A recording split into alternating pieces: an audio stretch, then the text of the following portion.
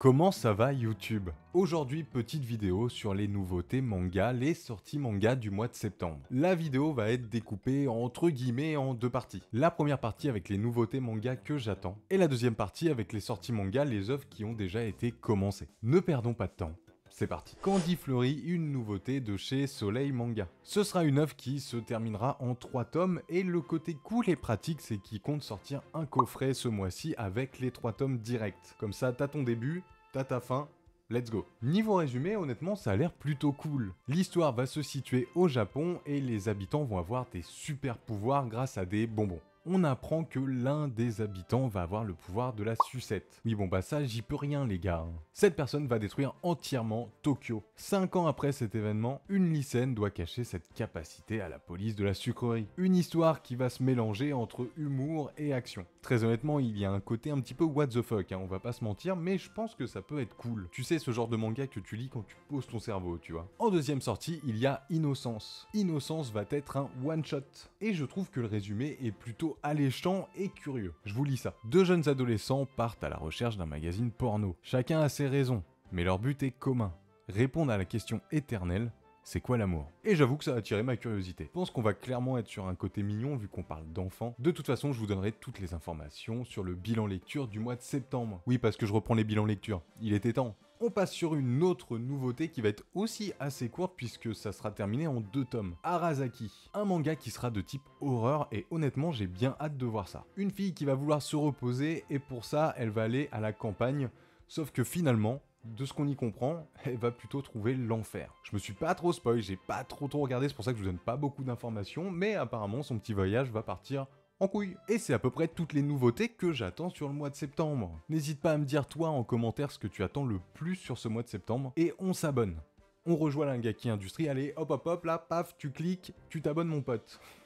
Merci à tous ceux qui s'abonnent, vous êtes les meilleurs. On continue directement avec les suites que j'attends. Pour le premier manga, c'est un peu spécial, parce qu'en vrai, c'est pas vraiment une suite, et je sais même pas si je vais l'acheter. Oui, si vous voulez, j'ai déjà l'intégrale de la série, donc bon, fait suer quoi. Mais il fallait quand même que je vous en parle, et puis bah j'ai envie de voir, enfin vous allez voir. J'ai dit 2 fois voir. Le tome 1 de Demon Slayer dans une nouvelle édition de luxe qui s'appellera l'édition Pilier. Vous en avez certainement déjà entendu parler. On bave tous un petit peu devant, j'avoue, mais bon, faut remettre du pognon. À voir ce que ça va donner cette nouvelle édition. De toute façon, je vais aller guetter, hein, c'est sûr. À voir ce que ça va donner cette nouvelle édition. Je vais voir si... Bon, je vais voir. Pour vous, ce que j'en fais. Ce que je fais, si je vous en parle ou quoi, on va en reparler. Un tome que j'attends de fou...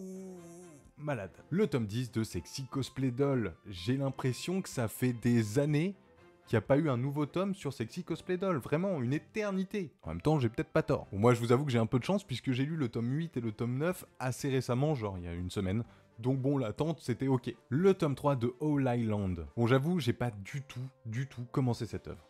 Mais j'en ai entendu que du bien, je me suis pas du tout spoil, donc je pense que je vais me prendre le tome 1 jusqu'au tome 3, le découvrir et on en reparlera dans le bilan lecture, c'est sûr. Il y a la sortie du tome 5 de Meurtre dans la Décagone. J'en ai pas du tout entendu parler. Et là, c'est un peu pareil parce qu'en fait, j'ai juste 0 tome. Je sais pas, ça attire ma curiosité. Si vous l'avez déjà lu, n'hésitez pas à me le dire en commentaire si c'est bien ou pas, mais j'ai très envie de m'acheter un peu tous ces tomes là. En plus, en vrai, il me semble que c'est une histoire courte, je me demande même si le tome 5 est pas le dernier. Vraiment, confirmez-moi dans les commentaires, ça se trouve, je vous raconte n'importe quoi. Bref, j'ai envie d'acheter ça. Et je sais pas trop ce que c'est, mais ça a l'air d'être de l'horreur. Là, on va parler de 2 mastodontes. Forcément, j'attends le tome 16 de Full Metal en Perfect Edition. Qui n'attend pas un tome de Full Metal en Perfect Edition? Cette édition, mamma mia. Et le tome 11 de Solo Leveling. C'est pareil, édition de fou avec... C'est Solo Leveling quoi, enfin...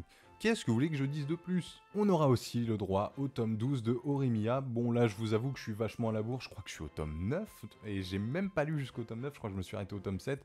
Donc faut que je rattrape tout ça, ça sort assez régulièrement, donc faut que je me grouille, c'est tout. Il y a la sortie du tome 2 d'Elden Ring. Alors très honnêtement, je pense que je vais prendre ce tome 2 parce que je vais en avoir besoin pour affiner une vidéo que je vous prépare. Est-ce que de moi-même j'aurais acheté le tome 2?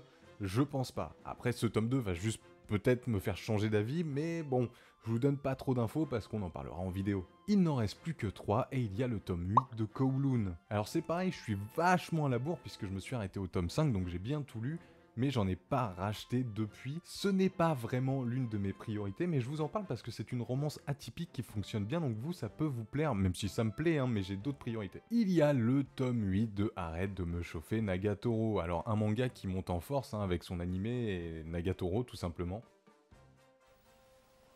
Waouh! Je suis étonné puisque pour le moment je n'ai pas entendu parler d'édition Deluxe, alors peut-être que ça a été fait et que je l'ai loupé. Vous me direz, rectifiez-moi au cas où dans les commentaires.